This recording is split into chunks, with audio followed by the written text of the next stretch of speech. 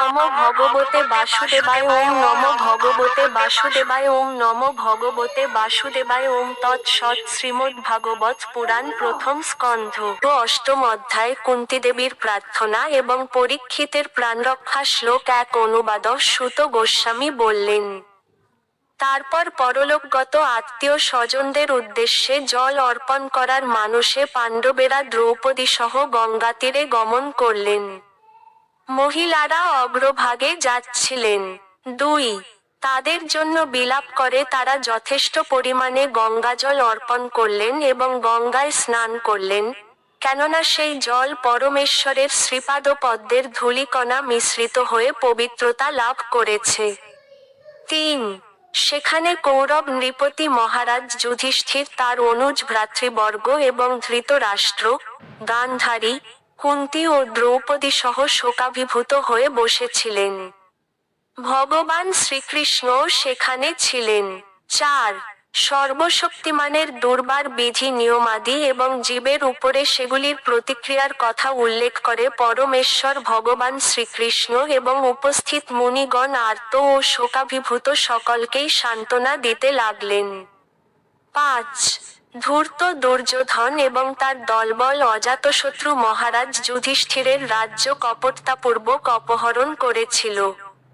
পরমেশ্বরের কৃপায় তার পুনরুদ্ধার কার্য সুসম্পন্ন হয়েছিল এবং দুর্যোধনের সাথে যে সমস্ত অসৎ রাজারা যোগ দিয়েছিল তাদেরও পরমেশ্বর বধ করেছিলেন। রানী দ্রৌপদীর কেশাকর্ষণ করার ফলে যাদের আয়ু ক্ষয় হয়েছিল তাদেরও মৃত্যু হয়েছিল। 6.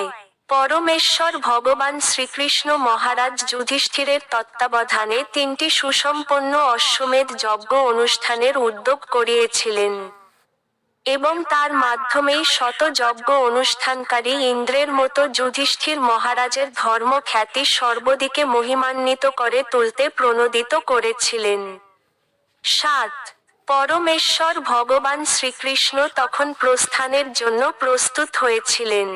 শ্রীল ব্যাসদেব প্রমুখ ব্রাহ্মণগণ কর্তৃক পূজিত হয়ে তিনি সাত্ত্বকী ও উদ্ধব সহ পাণ্ডবদের আমন্ত্রণ জানিয়েছিলেন। তাদের দ্বারা পূজিত হয়ে ভগবানও তাদের প্রতি পূজা করলেন। 8. যে মুহূর্তে তিনি রথে আরোহণ করে গমনোদ্যত হয়েছেন, সেই সময় তিনি দেখলেন যে উত্তরা ভয়ে ব্যাকুলা হয়ে তার দিকে দ্রুতবেগে আসছেন। 9. উত্তরা বললেন, হে দেবতাদের দেবতা, হে জগদীশ্বর, হে মহাযোগী, আমাকে রক্ষা করুন, কারণ দ্বন্দ্বভাব সমন্বিত এই জগতে আপনি ছাড়া আর কেউ আমাকে মৃত্যুর করাল গ্রাস থেকে রক্ষা করতে পারবে না। 10. হে পরমেশ্বর, আপনি সর্বশক্তিমান। একটি জ্বলন্ত লৌহবান আমার প্রতি দ্রুত গতিতে ধাবিত হচ্ছে। হে নাথ, যদি আপনার ইচ্ছা হয় তাহলে এটি আমাকে দগ্ধ করুক, কিন্তু এটি যেন আমার গর্ভস্থ সন্তানটিকে দগ্ধ না করে। হে পরমেশ্বর, আমাকে এই কৃপা করুন। 11. সুত গোস্বামী বললেন, তার কথা ধৈর্য সহকারে শ্রবণ করে ভক্তবৎসল পরমেশ্বর ভগবান তৎক্ষণাৎ বুঝতে পারলেন যে দ্রোণাচার্যের পুত্র অশ্বত্থামা পাণ্ডব বংশের শেষ বংশধরটিকে বিনষ্ট করার জন্য ব্রহ্মাস্ত্র নিক্ষেপ করেছে। 12. হে মুনি শ্রেষ্ঠ, শৌনক, পাণ্ডবেরা তখন জ্বলন্ত ব্রহ্মাস্ত্র তাদের অভিমুখে আসতে দেখে তাদের 5টি নিজ নিজ অস্ত্র তুলে নিলেন। 13. সর্বশক্তিমান পরম পুরুষ ভগবান শ্রীকৃষ্ণ যখন দেখলেন যে সর্বতোভাবে তার শরণাগত অনন্য ভক্তদের মহা বিপদ উপস্থিত হয়েছে, তখন তিনি তাদের রক্ষা করার জন্য আপন অস্ত্র সুদর্শন চক্র ধারণ করলেন। 14. পরম যোগ রহস্যের নিয়ন্তা যোগেশ্বর শ্রীকৃষ্ণ সর্বজীবের হৃদয়ে পরমাত্মারূপে বিরাজ করেন।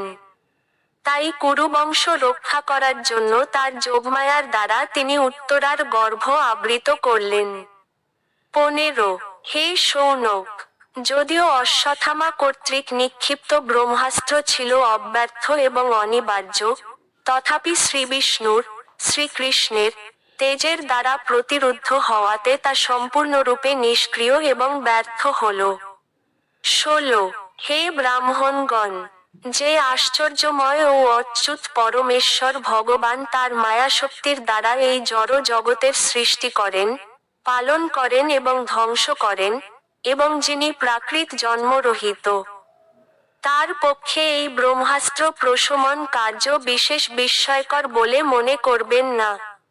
17 এইভাবে ব্রহ্মাস্ত্রের তেজ থেকে মুক্ত হয়ে কৃষ্ণভক্ত সাধ্বী কুম্ভী তার পঞ্চপুত্র এবং দ্রৌপদী সহ একযোগে শ্রীকৃষ্ণের স্তব করতে লাগলেন। শ্রীকৃষ্ণ তখন দ্বারকার অভিমুখে গমনোদ্যত হলেন। 18 শ্রীমতী কুন্তীদেবী বললেন, হে কৃষ্ণ, আমি তোমাকে আমার সশ্রদ্ধ প্রণতি নিবেদন করি।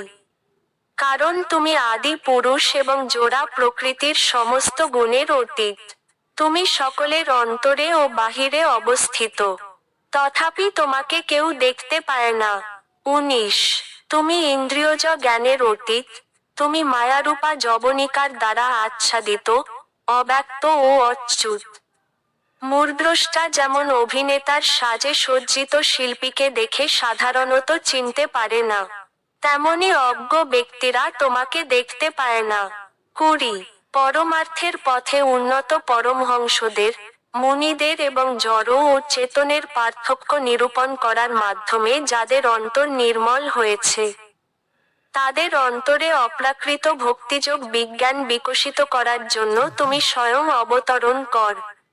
তাহলে আমার মতো স্ত্রীলোকেরা কিভাবে তোমাকে সম্যরূপে জানতে পারবে? 21 বসুদেবত নয়, দেবকী নন্দন, গোপরাজ নন্দের পুত্র এবং গাভী ও ইন্দ্রিয়সমূহের আনন্দদাতা পরমেশ্বর শ্রীকৃষ্ণকে আমি বারবার আমার সশ্রদ্ধ প্রণতি নিবেদন করি।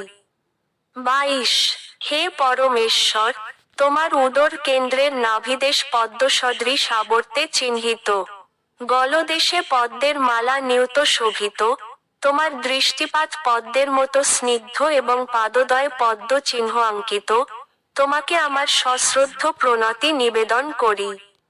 23 হে ঋষিকেশ, সকল ইন্দ্রিয়ের অধিপতি ও সর্বেশ্বরেশ্বর, তোমার জননী দেবকীকে ঈর্ষাপরায়ণ কংস দীর্ঘকাল যাবৎ কারারুদ্ধ করে রাখাতে তিনি শোকে অভিভূত হলে তুমি তাকে কারামুক্ত করেছিলে, তেমনি তুমি আমাকে এবং আমার পুত্রদের বারে বারে বিপদরাশি থেকে মুক্ত করেছ।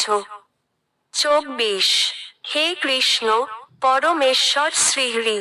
20 মহা অগ্নি, নরখাদক রাক্ষস, পাপচক্রান্তময় সভা, বনবাসের দুঃখ কষ্ট থেকে এবং যুদ্ধে বহু মহারথীর প্রাণঘাতী অস্ত্রসমূহ থেকে তুমি আমাদের পরিত্রাণ করেছ। আর এখন অশ্বত্থামার ব্রহ্মাস্ত্র থেকে তুমি আমাদের রক্ষা করলে। 25 হে জগদীশ্বর, আমি কামনা করি যেন সেই সমস্ত সংকট বারে বারে উপস্থিত হয়, যাতে বারে বারে আমরা তোমাকে দর্শন করতে পারি। কারণ তোমাকে দর্শন করলেই আমাদের আর জন্ম মৃত্যুর চক্রে আবর্তিত হতে হবে না বা এই সংসার চক্র দর্শন করতে হবে না। 26 হে পরমেশ্বর, যারা জড় আসক্তিশূন্য হয়েছে, তুমি সহজেই তাদের গোচরীভূত, আর যে ব্যক্তি জড়জাগতিক প্রগতিপন্থী এবং সম্ভ্রান্ত কুলোদ্ভূত হয়ে বিপুল ঐশ্বর্য, উচ্চ শিক্ষা, দৈহিক সৌন্দর্য নিয়ে আপন উন্নতি লাভে সচেষ্ট, সে ঐকান্তিক ভাব সহকারে তোমার কাছে আসতে পারে না। 27 জড় বিষয়ে যারা সম্পূর্ণভাবে নিঃস্ব, তুমি সেই অকিঞ্চনগণের সম্পদ। তুমি প্রকৃতির গুণের ক্রিয়া প্রতিক্রিয়ার অতীত। তুমি সম্পূর্ণরূপে আত্মতৃপ্ত, এবং তাই তুমি সর্বপ্রকার কামনা বাসনা রহিত হয়ে প্রশান্ত এবং মুক্তি দানে সমর্থ। আমি তোমাকে আমার সশ্রদ্ধ প্রণতি নিবেদন করি। 28 হে পরমেশ্বর, আমি মনে করি যে তুমি নিত্যকাল স্বরূপ, পরম নিয়ন্তা, আদি এবং অন্তহীন এবং সর্বব্যাপ্ত। তুমি সমভাবে সকলের প্রতি তোমার করুণা বিতরণ কর। পরস্পরের সঙ্গে সামাজিক যোগাযোগের ফলে জীবের মধ্যে কলহ হয়। 29 হে পরমেশ্বর, তোমার অপ্রাকৃত লীলা কেউই বুঝতে পারে না। যা আপাত দৃষ্টিতে সাধারণ মানুষের কার্যকলাপের মতো বলে মনে হয় এবং তাই তা বিভ্রান্তিজনক। কেউই তোমার বিশেষ কৃপার অথবা বিদ্বেষের পাত্র নয়। মানুষ কেবল অজ্ঞতাবশত মনে করে যে তুমি পক্ষপাতিত্বপূর্ণ। 30 হে বিশ্বাত্মা, তুমি প্রাকৃত কর্মরহিত হওয়া সত্ত্বেও কর্ম কর, তুমি প্রাকৃত জন্মরহিত এবং সকলের পরমাত্মা হওয়া সত্ত্বেও জন্মগ্রহণ কর। তুমি পশু, মানুষ, ঋষি এবং জলচর কুলে অবতরণ কর। স্পষ্টতই এই সমস্ত অত্যন্ত বিমোহিতকর। 31 হে কৃষ্ণ, দধিভাণ্ড ভঙ্গ করার অপরাধে যশোদা যখন তোমাকে বন্ধন করার জন্য রজ্জু গ্রহণ করেছিলেন, তখন তোমার নয়ন অশ্রুর দ্বারা প্লাবিত হয়েছিল এবং তা তোমার নয়নের অঞ্জন বিধৌত করেছিল। স্বয়ং ভয়েরও ভয়স্বরূপ তুমি তখন ভয় ভীত হয়েছিলে। তোমার সেই অবস্থা আমার কাছে এখনো বিমোহিতকর। 32 কেউ কেউ বলেন পুণ্যবান রাজাদের মহিমান্বিত করার জন্য অজ জন্মগ্রহণ করেছে, এবং কেউ কেউ বলেন তোমার অন্যতম প্রিয় ভক্ত যদুর আনন্দ বিধানের জন্য তুমি জন্মরহিত হওয়া সত্ত্বেও যদু বংশে জন্মগ্রহণ করেছ। মলয় পর্বতের যশ বৃদ্ধির জন্য যেমন সেখানে চন্দন বৃক্ষের জন্ম হয়, তেমনি তুমি মহারাজ যদুর বংশে জন্মগ্রহণ করেছ। 33 অন্য কেউ কেউ বলেন যে বসুদেব এবং দেবকী তোমার কাছে প্রার্থনা করাই তুমি তাদের পুত্ররূপে জন্মগ্রহণ করেছ। নিঃসন্দেহে তুমি প্রাকৃত জন্মরহিত, তথাপি তুমি তাদের মঙ্গল সাধনের জন্য এবং দেববিদ্বেষী অসুরদের সংহার করার জন্য জন্মগ্রহণ করেছ। 34 অন্যেরা বলেন যে সমুদ্রের মধ্যে নৌকার মতো পৃথিবী অতি ভারে ভারাক্রান্ত হয়ে দারুণভাবে পীড়িত হলে তোমার পুত্র ব্রহ্মা তোমার কাছে প্রার্থনা জানায়। আর তাই অন্যেরা বলেন যে সমুদ্রের মধ্যে নৌকার মতো পৃথিবী অতি ভারে ভারাক্রান্ত হয়ে দারুণভাবে পীড়িত হলে তোমার পুত্র ব্রহ্মা তোমার কাছে প্রার্থনা জানায়। আর তাই তুমি সেই ভার হরণ করার জন্য অবতীর্ণ হয়েছ।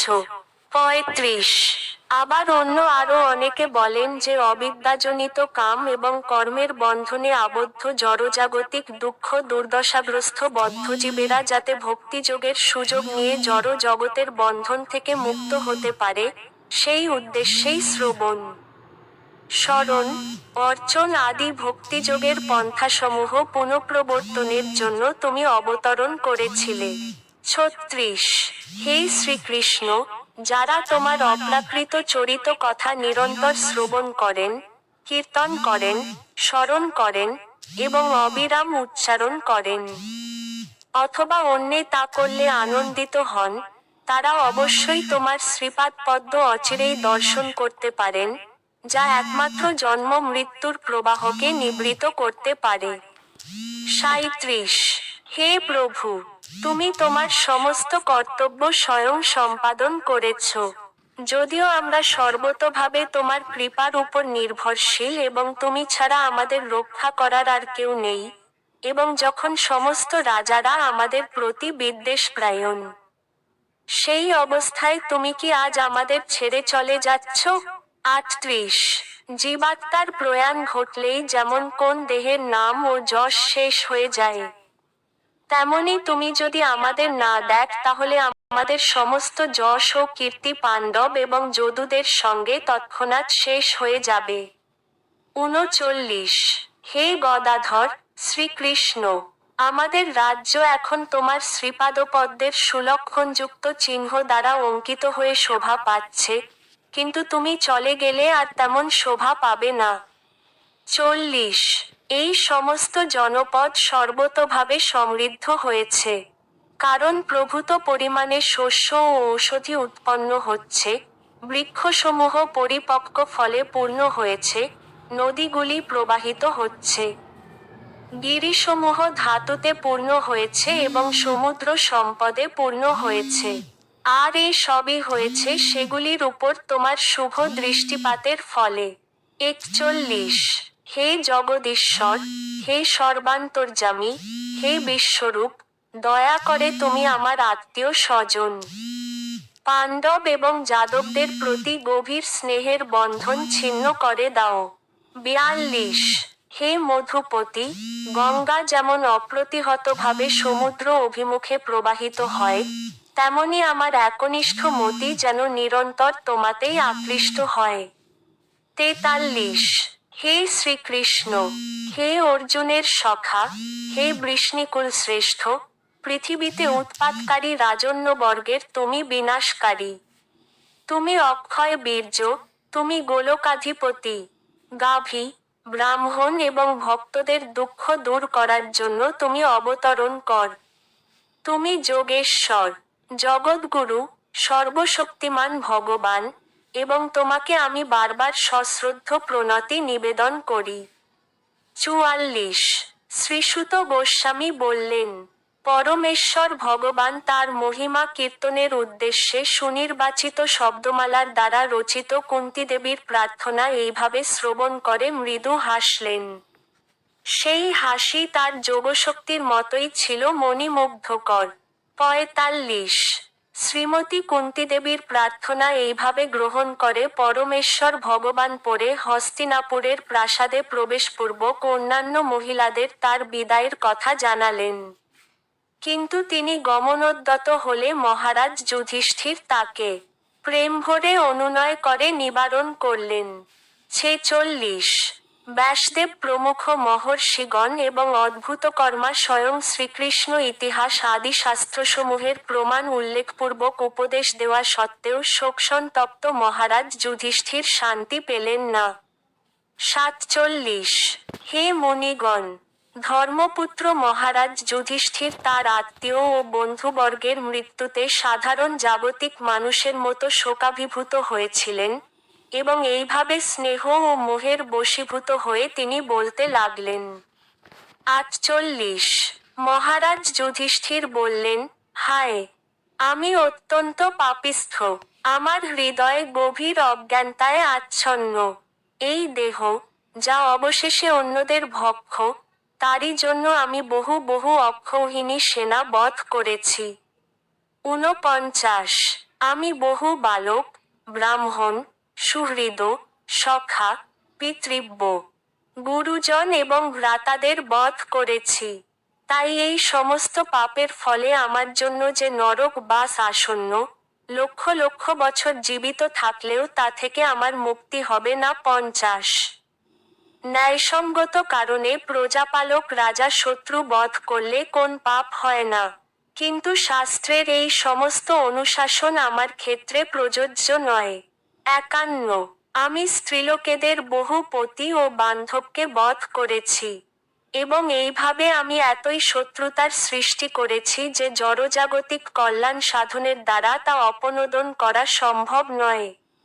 52 কর্দমের দ্বারা যেমন কর্দমাক্ত জল পরিশ্রুত করা যায় না, অথবা সূরার দ্বারা যেমন সূরা কলঙ্কিত পাত্র পবিত্র করা যায় না, তেমনি যজ্ঞে পশুবধ করে নরহত্যাজনিত পাপও রোধ করা যায় না।